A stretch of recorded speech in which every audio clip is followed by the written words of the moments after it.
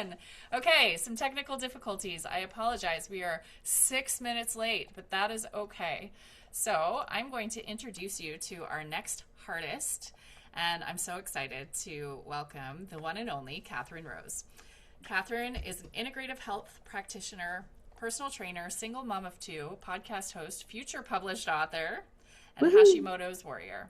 For more than 17 years, she's helped women with chronic illness feel better in their bodies by uncovering root causes, reversing stubborn symptoms, and building sustainable wellness. After her own health spiral left her exhausted and dismissed, she created ThriveWell, which is a safe space where women can heal while feeling seen, heard, and supported through coaching, community, and real connection. Hmm. Katherine, I'm so excited to welcome you today.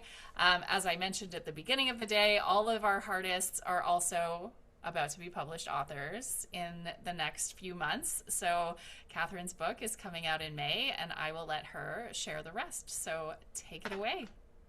Thank you, Sabrina. Y'all, I'm so excited to be here. So grateful, Sabrina, for you putting on this event. And whether you're watching live or from recorded, like this is truly a dream come true. And I'm so thankful just to be able to spread my message and to hopefully get this message that I'm about to talk about as far and wide as possible. So I want you to know that these words that I'm about to say and read are truly from the bottom of my heart and my soul. And I am so passionate about what I'm about to talk about. I'm just grateful to be able to share the message again and and my passion with y'all today. So let's get into it. I was telling Arden that it's a good kind of transition or segue after the twins because I'm also talking a little bit about nervous system reset and things like that, but also how it affects our bodies, especially as women. So, first, whether you are watching live or the recording, I'd love for you to go through this little exercise with me. It'll be good for me too because I was stressed when my internet went down right before I was supposed to come on here. So it will be good for all. Um, if you will, just sit comfortably and uncross your legs. They're crossed. I want you to place your feet flat on the floor. And I want one hand on your chest and I want one hand on your belly. Don't do it yet, but when I tell you to, I want you to take 3 deep breaths, but do them in and out of your nose. That's an important piece of this. So as you inhale through your nose, I want your belly, not your chest, but your belly to gently expand, almost like you're inflating a balloon in your lower abdomen. And you want to let your diaphragm drop, let your ribs expand, and let your belly rise. Just think about those things as we're doing this breathing exercise. Don't think about what we're going to have for dinner, what time we have to pick up the kids, all that kind of stuff. Try to focus on just the exercise. So, with that, I want everybody close your eyes. Inhale slowly through your nose, filling your belly first, and go as deeply as you can with that breath. And then when you're ready, release the breath slowly through your nose.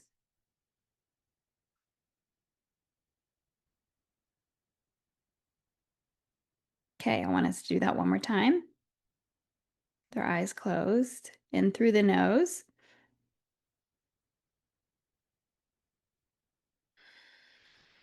And out through the nose. And one more time. In through the nose. Excuse me, in through the nose.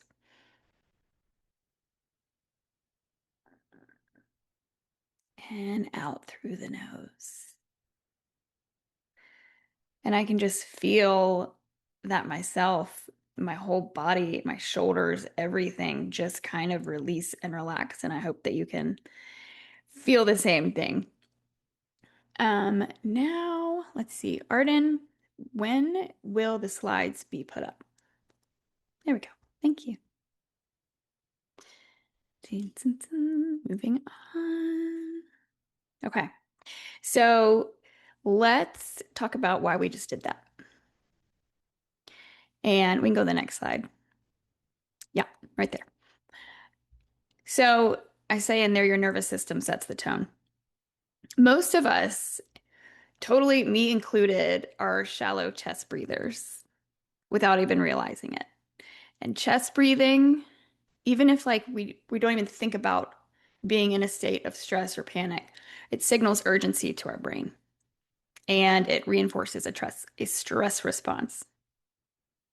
But when that breath goes deep into your belly using your diaphragm, you stimulate your vagus nerve. And if you are into health in any way or do research or Google things at 2 in the morning, symptom wise, you've probably come across the phrase of your vagus nerve. So it's the main communication highway between your brain and your body. And a lot of people think about it between your brain and your gut. It helps regulate your nervous system, your heart rate, digestion, inflammation, and your ability to shift out of fight or flight and into rest and digest. So when it's functioning well, you feel calmer, safer, you're more resilient. Like if you're in a stressful situation, you can bounce back faster. And when the vagus nerve is overwhelmed, when your body is overwhelmed, symptoms like anxiety and digestive issues, fatigue, and inflammation, they increase. So if you are live, if you would, if there is a chat, put in the chat, how many of you noticed that your shoulders were tense before we started that? I don't know where the chat would be, but um, and if you're watching this recorded, then just ask yourself that. And another question is, how many of you didn't realize you were holding your breath most of the day? Not not really, but I feel like, when the twins went before, if anybody was watching that one as well, um, one of them said, I noticed I'm just walking around so tense and just bracing. And I feel like a lot of us are. I definitely am. So when I say that, how many of you didn't realize you were holding your breath, just bracing and just feeling so tense all day, but not even realizing it. So this is how subtle chronic stress can be. You don't even notice it. And so the reason we breathe through our nose, the reason that we did that and I had you do that is because nasal breathing increases something called nitric oxide production. It's a molecule that dilates your blood vessels and improves oxygen delivery throughout the whole body. So any deep breath is great, but in that form, in and out through your nose just helps get to your tissues easier. Um, we're not just calming the nervous system that way. We're improving, like I said, how oxygen is delivered to our tissues. And this is important to me. This gets to, I guess, the nerdy part of education for me, which I love. But our tissues, they're made of cells. So true healing and optimal bodily functions happen at the cellular level. Inside everybody's cells, each individual cell. That's where energy is produced. That is where inflammation is regulated and repair takes place. So this isn't just a breathing exercise that we just did. It's a foundational step toward healing. And I truly believe that. If, most of us aren't being chased by bears, right? We're being chased by deadlines and expectations and roles and notifications and texts on our cell phones that expect immediate responses. Same with emails, as well as responsibilities that never end, whether, your work or you're a mom or both, that never ending to-do list, like that is all stress and can become chronic stress that we carry around all day. And our nervous system is not designed for constant activation. We are not designed for everything that we're surrounded by right now. We are designed for stress, for sure, but always stress followed by recovery. And that's not the case right now for most people living in today's world.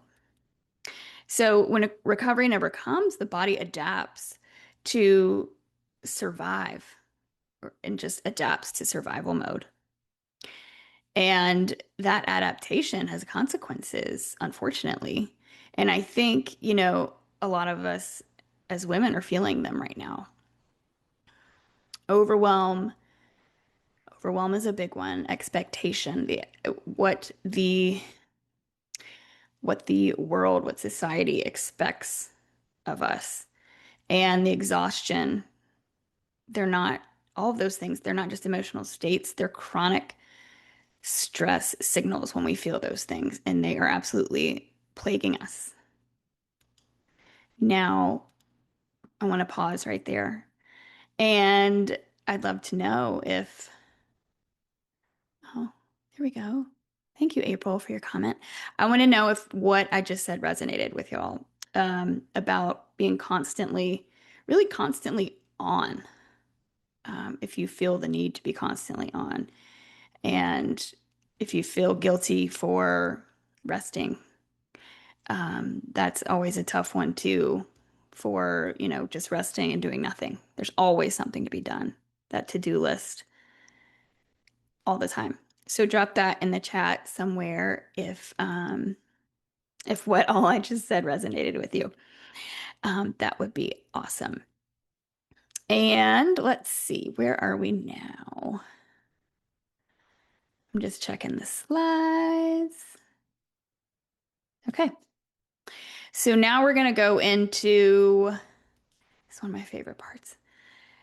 Why are so many women sick right now? And I don't want that to come across as, I think I told Sabrina this, like doom and gloom. Like, it's not like, oh my gosh, we're so sick right now. What are we gonna do? It kind of is like that, but it's kind of not. Um, it's a matter of the overwhelm we're feeling. It's a matter of the expectations, what is expected of us by society. So we're going to dive in to the possible reasons as to why we feel unwell, why we have mystery symptoms that we can't figure out. I'm going to go through a few of the potential reasons as to why that might be. So some of you might have heard of Dr. Gabor Mate. I hope I said his name right. He's a physician and trauma researcher. And he's observed that women with autoimmune disease often share certain patterns.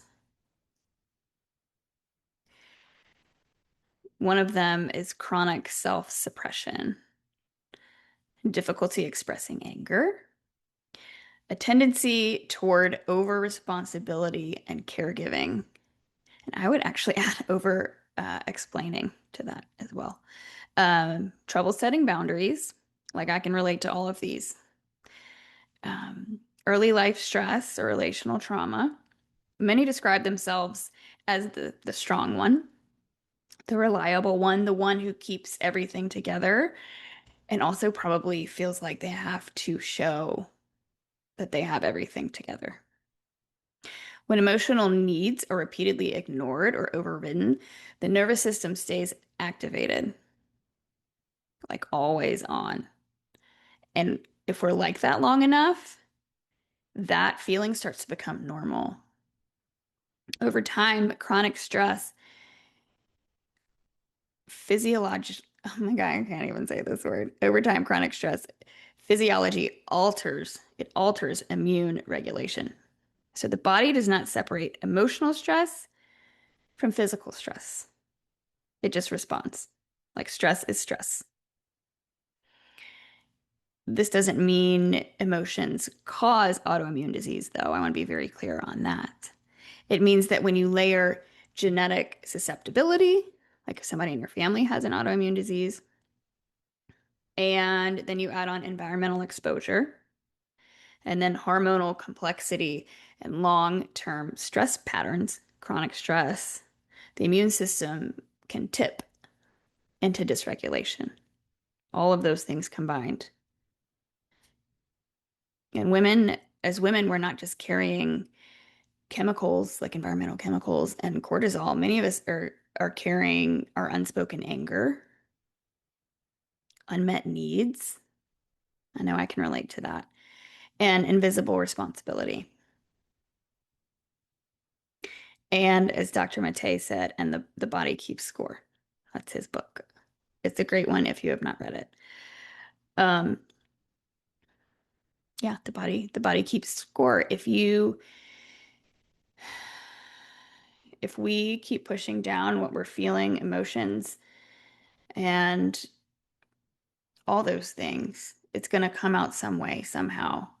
And sometimes it is in the form of symptoms and autoimmune disease. So I'm going to go into a few statistics. Here comes my nerdy education for now, but I love it.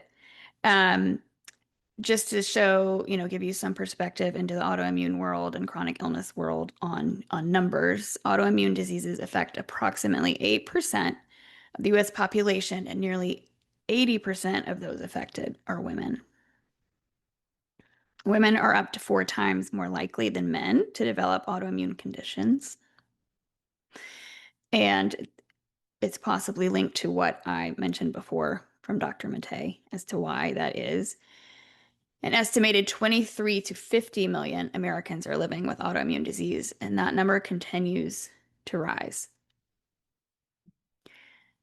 Many women develop more than one autoimmune condition, which is very true. And chronic fatigue, thyroid disorders, IBS, anxiety, and hormonal dysregulation are all increasing in prevalence, unfortunately. And that leads me to another question for y'all. Just out of curiosity, how many of you either have an autoimmune diagnosis or know someone very close to you who does? Oh, look at your comments. Thank you. I feel guilty for resting and not being on all the time. Yes. I feel guilty for sitting down. Absolutely. You said OMG always. Um, Thank you, ladies. That is helpful to know that stuff is clicking.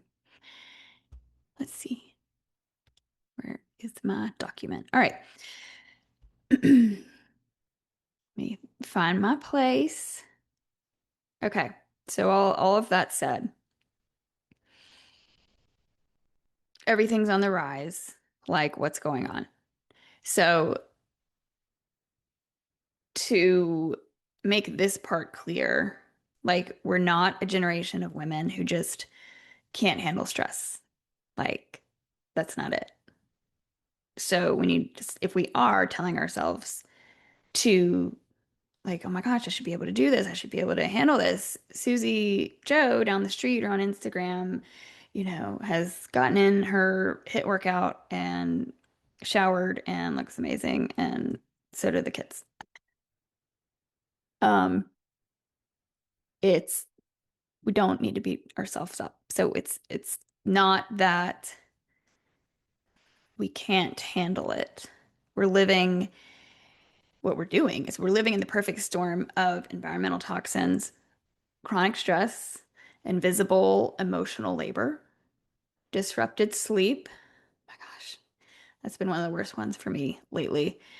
Over functioning and nervous system dysregulation. They all are kind of related.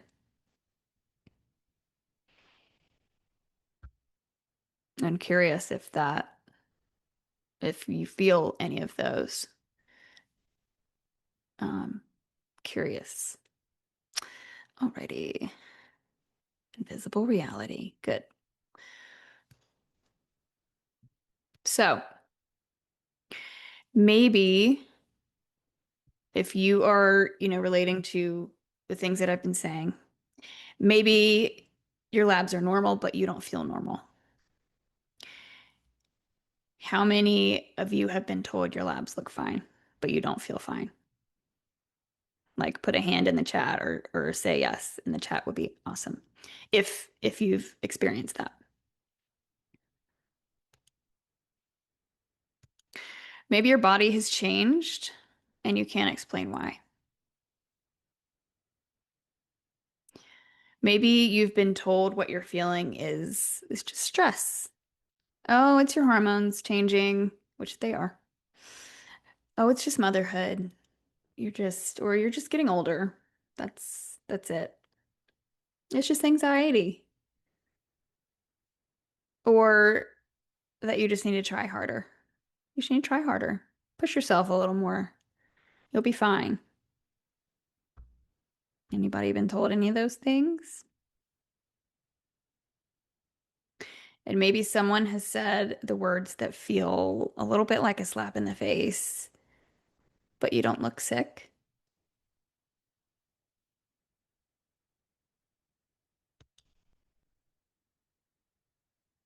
And that sentence is the reason this book exists.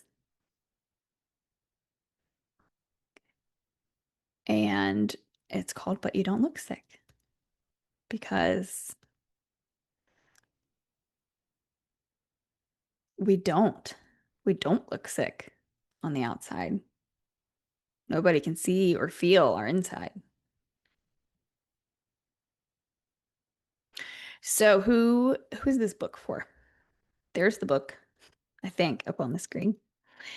And um, I'm so excited about it. It's really, really fun to even just see it up on the screen. So anyway, who this book is for, it's for the woman who looks capable on the outside, but falling apart on the inside. It's for the woman who is exhausted from performing wellness while privately or secretly unraveling. You know, that's one of the things we don't want to be, at least I'll speak for myself. We don't want to be a burden to anyone. I don't or didn't. I thought of myself as a burden for sure. Um, to the woman that has tried diets and supplements and specialists, going from doctor to doctor to doctor, not getting answers. Has tried prayer and pushing through, like we talked about, and pretending she's fine. The woman who has started to wonder if she's imagining it. Like, am I? Am I imagining it? After you've gotten so many, let's see, gaslit by so many doctors, maybe, or significant others, or partners, or friends, family. If you aren't believed or don't feel believed or supported enough, then, you really might start to believe, like, am I imagining it? Is it all in my head? Am I crazy? I've been there for sure. And if that's you, again, you are not crazy and you're definitely not alone. This book exists because too many women are navigating invisible illness alone.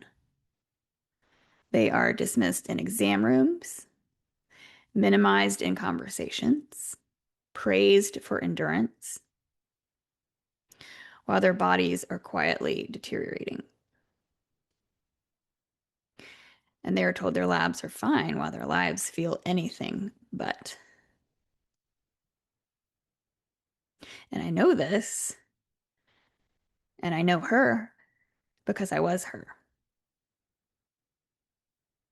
On paper, I was the picture of health, like integrative health practitioner. I still am personal trainer. I was disciplined, knowledgeable, had all the education, know what to do to heal, reverse symptoms. But yet, my body was inflamed. I was exhausted. I was anxious. I was bloated. I was breaking down. And I I did begin to heal. And a lot of this is in the book. My story, more details of it, and in better length and detail than what I'm giving now. But I did begin to heal. And it wasn't a magic pill. We all want that. We all are looking for that magic pill, right? But in the back of our minds, I know that we know it doesn't exist. And healing, especially with autoimmune disease or chronic illness, it's that phrase we all don't want to hear. It's a marathon, not a sprint, but it's so true. So true that it's a marathon and not a sprint. Um, and yeah, healing. And healing is not linear at all, unfortunately. We can have some really, really good days, okay days, terrible days, and then great days. It's just kind of like the life with chronic illness. But um, there are ways we can support our bodies and, feel good the majority of the time. So back to the magic pill. It wasn't a magic pill. It began when I stopped treating my body like the enemy. I did not like my body. I was blaming my body and for being sick all the time and not being able to do the things that I used to do or be able to do. Even if it was like go do this super hard workout, hit workout like I used to do. That one of those put me in the bed for a week. And I had the thought process of like, why can't I do this? What's wrong with me? Why can't I do this? That was not a super fun experience. I don't know if any of you can relate to things like that. But yeah, treating my body like the enemy I started asking, I stopped doing that and I started asking my body what had it been carrying? What like being gentle with myself and started listening to it. What did my body need? I started listening to the signals, which are actually the symptoms that we feel. I started listening to the signals that my body was giving me. So, I'm going to ask y'all again just a question. If I could show you a way to lower your total toxic load instead of just fighting symptoms, would that be helpful?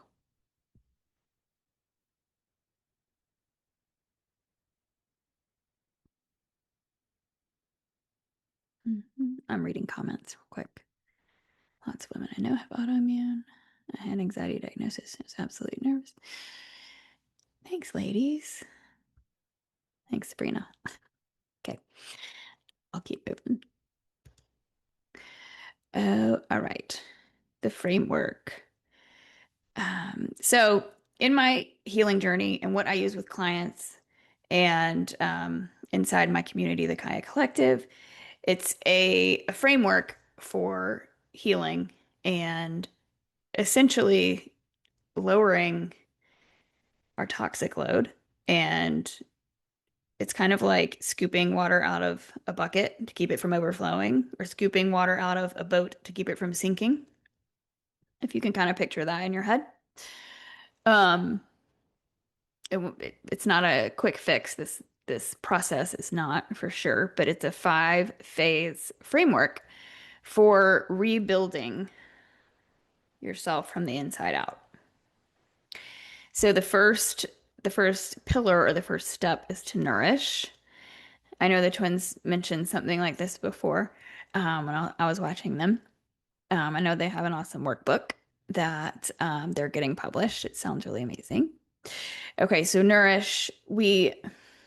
Of course, we want to fuel our bodies with clean, nutritious food, but we also want to nourish it emotionally. We want to nourish it energetically. We want to fuel our body with what it actually needs to heal nutritionally. But I say nutritionally again because that has to do with food, but think about who you spend the most time with. Think about relationships. Think about your surroundings. When you go home, is there a peaceful place you can be? Feels then harbors safety, the feeling of safety. When you hang out with friends, Is one of them, do you leave a little more drained than others?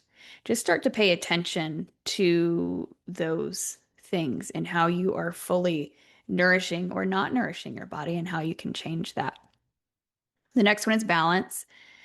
Restore hormonal and nervous system harmony so your body can stop living in fight or flight. And within the community or coaching, I go into detail on how to go through this framework and each of these pillars to completely support your body and healing. The third one is detoxify, and I think this is one of the biggest steps. We need to clear what's clogging our system and what's keeping our body inflamed.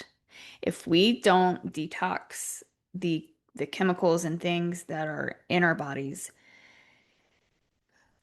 we're not going to move the needle very much in the healing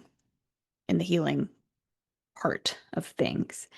And then restore is the fourth, rebuild what's been lost from years of depletion, whether that is emotional safety, it could be vitamin and mineral deficiencies, um, things like that.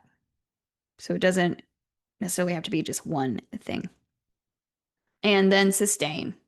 So once you've made all these changes, you've done all this purging and healing, and then sustain, we want to lock in that transformation with just simple, sustainable tools and practices that you will learn along the way. It works. It's amazing. And then, like I said, a big emphasis on reducing your total toxic load. It puts so much stress on the body, on the organs, on so much in your body. And if you think about it, our bodies are responding to everything. They're now I'm jumping over my words. Our bodies are responding to our environment, our home, relationships, our nervous system, our past, the food we breathe, the food we eat, and the air we breathe. It all becomes a part of our eternal, oh my gosh, y'all, internal workload. So I want you to think of our body like a bucket. It could be a bucket or a boat with a hole in it. Okay, think of it like a bucket. Each stressor, even the tiny ones, add water to that bucket. Some stressors are physical, some are emotional, some live in your home, some live inside your body, like infections, and some live in your relationships. Your bucket overflows when that total load becomes too much. It gets too full, and that's when those symptoms that we feel appear, like fatigue, weight gain, brain fog, autoimmune flare-ups, anxiety, inflammation, digestive issues. It's your body sounding an alarm when those symptoms pop up.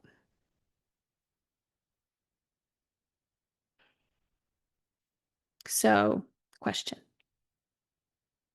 I'm about to wrap up, but have you ever had a season where it felt like one small thing pushed you over the edge?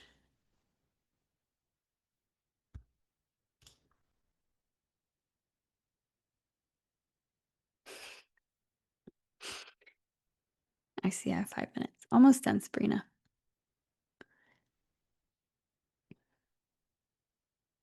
Okay. So I want you to, if any of this that I have said has resonated, you can relate to, oh no, press the wrong button. Okay. I really, really, really want you to hear this message. I want you to know and remember your body is not broken. Your body is not the enemy. Your body wants to protect you and it wants to see you succeed and heal. It wants to do those things. Our bodies are resilient and they are reclaimable. Our bodies have just been carrying more than anyone realizes, maybe even you. and it's been trying to speak through symptoms. And this book is about learning how to listen to those symptoms.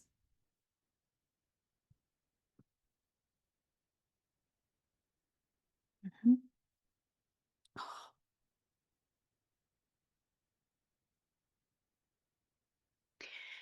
I- One sec, I just closed out of my document.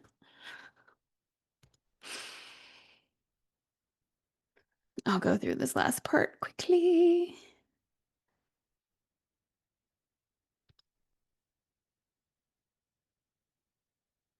Or Arden, if you can put the document in the chat,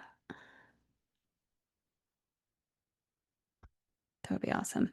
So I don't have to go find it.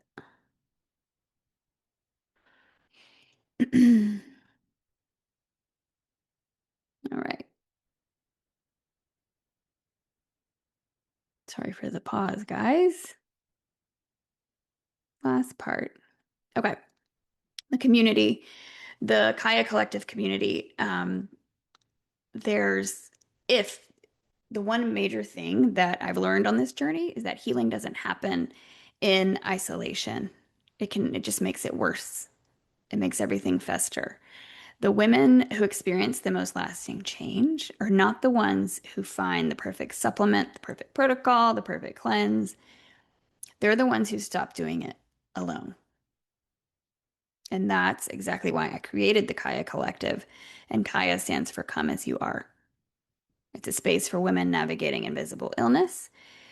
And you don't have to perform wellness. It's a space for real conversations, real support, real tools, real regulation.